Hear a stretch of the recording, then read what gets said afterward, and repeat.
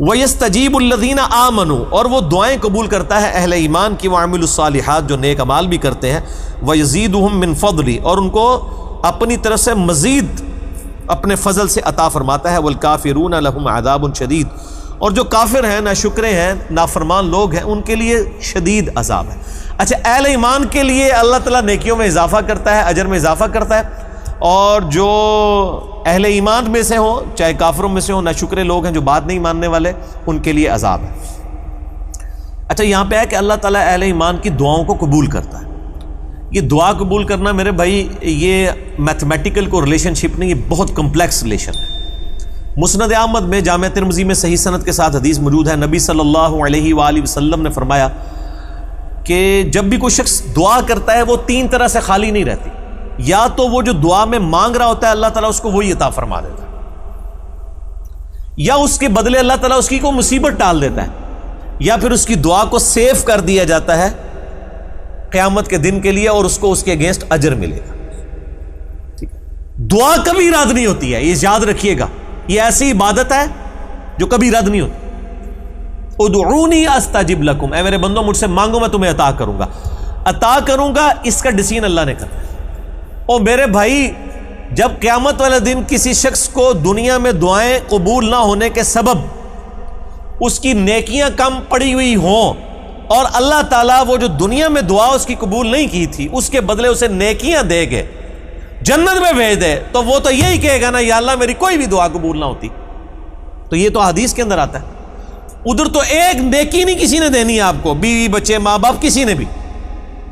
وہاں پر اگر اللہ تعالیٰ آپ کو اتنی نیکیاں دے دے جو دعاؤں کی شکل میں، سنن نسائی الکبریٰ کے اندر صحیح سند کے ساتھ حدیث ہے، جو وضو کرنے کے بعد پڑھ لے، سبحانک اللہم وبحمدک اشہد ان لا الہ الا انت استغفرک واتوب الیک، جو ہمارے گرین کارڈ پہ فرض نماز کے بعد کی دعا بھی ہے، مجلس سے اٹھنے کی دعا بھی ہے، اور وضو کے بعد کی دعا بھی ہے۔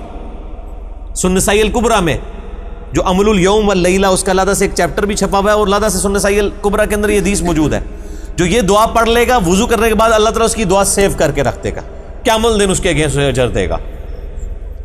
تو دعا تو قبول ہونی ہی ہوتی ہے، اس لیے یہ نہیں ہونا چاہیے کہ دعا مانگنے کا کیا فائدہ، دعا مانگنے کا، دعا نہیں مانگیں گے تو اللہ تعالیٰ تو فرماتا ہے ان الذین یستکبرون عن عبادتی، اسی کے ساتھ ہے ادعونی استجب لکم، میرے بندو مجھ سے مانگو میں دوں گا، ان الذین یستکبرون عن عبادتی، جو میری اس عبادت سے تکبر میں آئیں گے اور دعا نہیں کریں گے، میں ان کو ذلیل و خوار کر کے دوزخ میں داخل کروں گا۔ یعنی کیا شہنشاہ ہے، دنیا کے شہنشاہ تو مانگنے والے سے ناراض ہوتے ہیں کہ جان چھوڑ، اور خدا وہ شہنشاہ ہے جو کہتا ہے جو مجھ سے نہیں مانگے گا نا اس کو نہیں میں چھوڑوں گا، مانگ مجھ سے دوں گا۔ ہم تو مائل بکرم ہیں، کوئی سائل ہی نہیں، سائل بن کے دیکھو۔ تو اللہ تعالیٰ ہمارے اہل ایمان کی ہم دعا قبول کرتے ہیں۔ وَلَوْ بَسَطَ اللَّهُ الرِّزْقَ لِعِبَادِهِ لَبَغُوا فِي الْأَرْضِ، اگر ہم زمین میں تمام بندوں کے لیے رزق کشادہ کر دیتے تو زمین میں سرکشی کرنے لگتے۔ وَلَٰكِن يُنَزِّلُ بِقَدْرٍ مَّا يَشَاءُ، بلکہ اللہ تعالیٰ ایک اندازے کے برابر جو اس نے یعنی تقدیر میں طے کیا اس کے مطابق لوگوں کو رزق عطا فرماتا ہے، نازل فرماتا ہے۔ واقعی دنیا میں آپ دیکھ لیں جن کے پاس دولت آتی ہے اکثر لوگ باغی ہو جاتے ہیں، بہت کم لوگ ہیں جو دولت کے بعد باغی نہیں ہوتے، کیونکہ جب میرے بھائی دولت آئے گی تو پھر آپ عیاشی کریں گے۔ جس کو دو وقت کی روٹی کی فکر ہوگی تو وہ روٹی کی فکر میں رہے گا نا۔ اسی لیے صحیح بخاری کی حدیث ہے، اے اللہ محمد اور آل محمد کو بس اتنا ہی رزق دینا کہ ان کی روح اور جسم کا رشتہ برقرار رہے۔ کیوں؟ اس لیے کہ جب انسان سبسسٹنس لیول پہ لائف گزار رہا ہوتا ہے نا، پھر خدا کے ساتھ اس کا ریلیشن شپ ہوتا ہے، اور جب ہر چیز ٹھیک ہو، رزق کی فراوانی ہو، پھر انسان کہتا ہے میرا تو یہ حق ہے، مجھے ملنا چاہیے، پھر انسان جو ہے وہ بغاوت پہ اتر آتا ہے۔